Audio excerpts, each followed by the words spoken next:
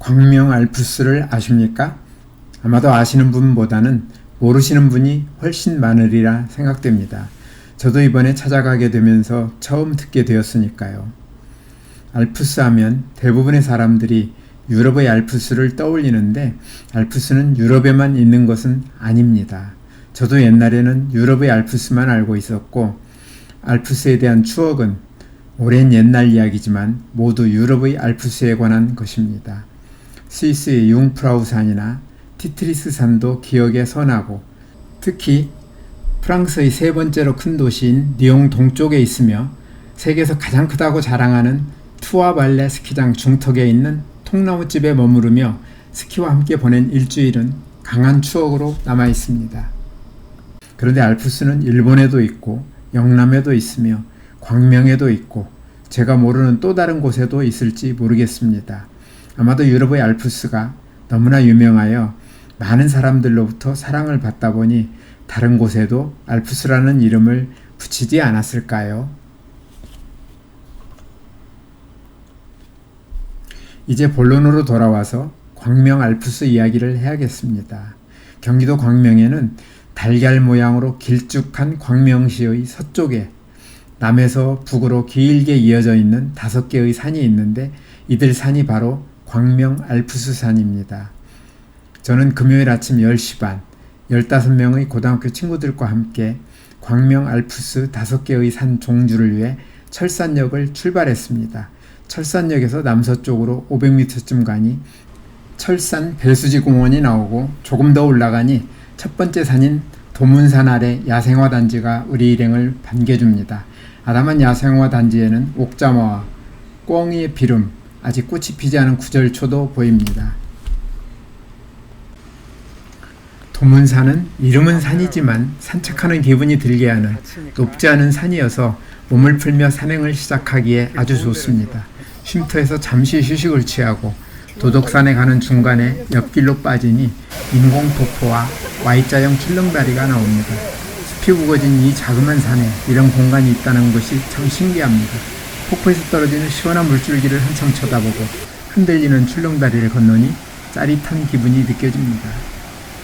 출렁다리를 지나 계단을 올라가 조금 더 지나면 해발 201m의 두 번째 산인 도덕산 정상이 나옵니다. 도문산에서 도덕산은 거리가 1km밖에 안 되기 때문에 출렁다리를 지나면 곧 도덕산 정상에 있는 도덕정이라는 이름의 정자가 보입니다. 어느새 12시가 가까워짐에 따라 시장길을 느낀 친구들도 있어 이곳 정자에서 준비해온 간식을 먹으며 잠시 쉬는 사이에 새 친구들의 구성진 노래를 듣는 즐거움이 있었습니다.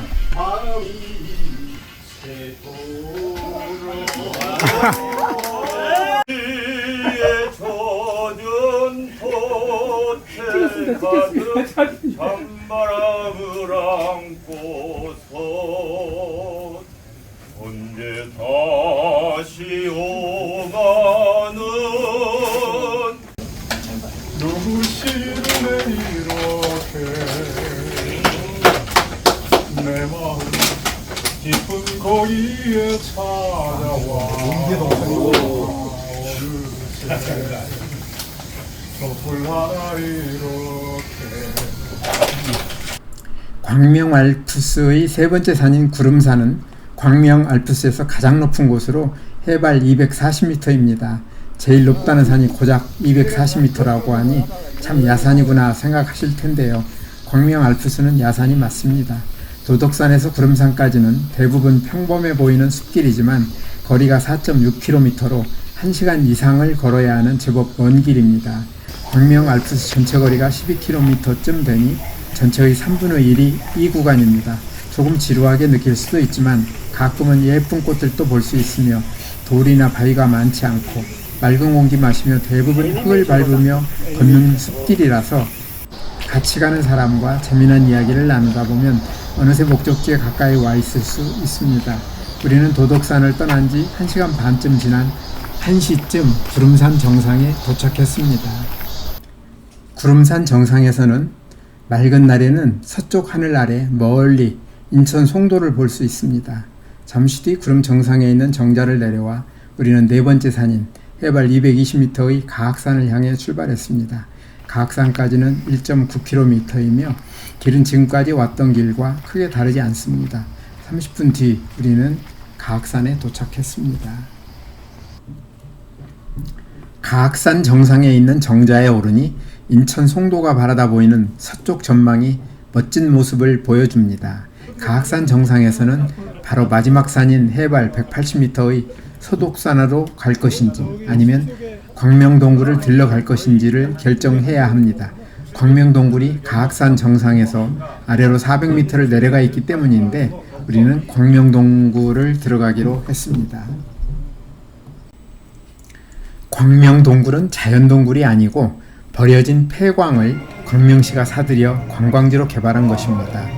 이곳은 원래 1912년부터 금, 은, 구리, 아연 등의 광물을 채광하던 광산이었으나 1972년 대홍수로 채광과 선광, 재련 과정에서 발생된 중금속이 가득한 폐수가 흘러나와 일대 논을 덮치면서 보상 문제로 폐광했으며 폐광 뒤에는 새우젓 장소로 쓰이다가 2011년에 시민 공간으로 개방되었다고 합니다. 나무 위키에 따르면 광산으로 사용하던 시절에는 가장 깊은 곳은 해발 -95m인 7레벨부터 가장 높은 곳은 해발 180m인 1레벨까지 사용하였으며 동굴 전체의 길이가 7.8km나 되는 거대한 광산이었으나 현재 개방되고 있는 곳은 플러스 1레벨과 해발 102m인 0레벨, 해발 75m인 -1레벨로 전체의 20% 정도라고 합니다. 동굴 안에는 공연장이 있어 음악회 등의 공연이 열리며 조그만 수족관과 식물원도 있고 광산의 역사와 구조를 설명한 모형이 전시되어 있는 박물관도 있으며 동굴 내부의 환상스러운 분위기와 어울리는 거대한 용 조형물이나 반지의 제왕 영화로 유명한 웨타 디지털에서 제작한 한정판 피규어와 간달프 지팡이도 볼 수 있는데 나무위키는 1년에 100만 명 이상이 관람하고 여름철 성수기 주말에는 하루에 10,000명 이상이 방문할 정도로 유명 관광시설로 자리잡았다고 소개하고 있습니다.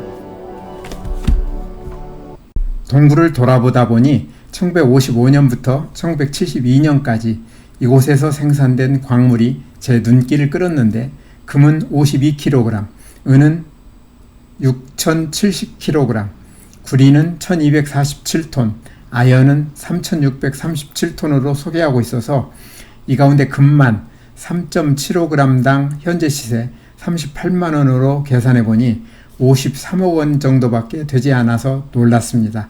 17년 동안 생산된 금이 지금 시세로 겨우 53억 원이라니요. 우리 일행은 광명동굴을 잘 구경하고 동쪽에 나 있는 반대 방향 출입구를 통해서 동굴 밖으로 나오면서 광명 알프스 산행을 마쳤습니다. 별로 산이 있을 것 같지 않은 광명에 이처럼 아기자기하면서도 상당히 긴 숲길을 편히 걸을 수 있어서 좋았고 폐광을 관광지로 개발한 광명동굴에서 연중 13도를 유지한다는 시원한 날씨에 색다른 볼거리를 즐길 수 있어서 의미 있는 산행과 구경을 할 수 있어 좋았습니다. 이번 영상도 끝까지 시청해 주셔서 대단히 감사합니다. 다음에 더 멋진 영상으로 찾아뵙겠습니다.